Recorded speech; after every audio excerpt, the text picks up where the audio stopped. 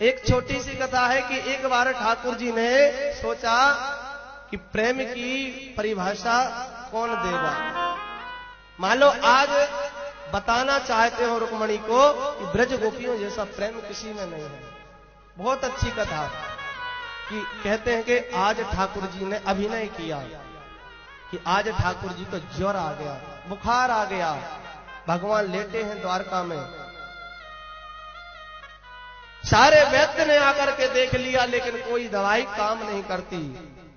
बुखार जो ज्वर है वह शांत नहीं होता। सारे वैद्य आ गए, देवताओं के जो वैद्य है अश्विनी कुमार, उनने आकर के देखा, कहा आज जो कन्हैया बीमार है ना, इनको कोई सी दवा काम नहीं करेगी, एक ही दवा इनको काम करेगी। अगर तुम चाहते हो, सब अगर चाहती हो पटरानियां कि ठाकुर जी ठीक हो, तो इनको स्वस्थ करने का एक ही उपाय है कि इनको अपने चरणों की रज जो इनके मस्तिष्क पे लगा देगा तो ठाकुर जी ठीक हो जाएंगे, नहीं तो ठाकुर जी का यह ज्वर शांत नहीं होगा। बढ़ता ही जा रहा है, बढ़ता ही जा रहा है। रुक्मणी जी से कहा कि तुम दे दो। रुक्मणी ने मना कर दिया कि प्रभु मुझे नरक में जाना है क्या, मैं मरना है क्या, मैं अपने चरणों की धूल द्वारकाधीश को दूंगी? कभी नहीं, कभी नहीं, मना कर दिया। एक एक करके सारी पटरानियों से पूछ लिया, किसी भी पटरानी ने अपने चरणों की धूल ठाकुर जी के मस्तक से लगाने के लिए नहीं दी। नारद जी से कहा कि जाओ ढूंढ के लाओ कौन है जो अपने चरणों की रज दे दे, प्रेमी हो। नारद जी ब्रह्मा के पास गए, ब्रह्मा ने मना कर दिया। शंकर जी के पास गए, उन्होंने मना कर दिया कि हम अपने चरणों की रज कैसे दे सकते हैं। संत ऋषि महात्माओं के पास गए, उनसे मांगा कि मेरे गोविंद, मेरे द्वारकाधीश आज अस्वस्थ है और बस ठीक जब ही होंगे जब उनको चरणों की रज मिलेगी। वैद्य ने बताया है। सब संतों ने हाथ जोड़ दिया, इतना बड़ा अपराध हम नहीं करेंगे, हम अपने जगतपति परमात्मा को अपने चरणों की धूल कैसे दे सकते हैं। मना कर दिया किसी ने। वृंदावन गए, सबसे पूछा, किसी ने दिया। जब गोपियों को पता चला, दौड़ती गोपियां आई और नारद जी को घेर लिया। कहा अरे नारद जी, अरे मेरे कन्हैया को ज्वर है, कन्हैया बीमार है।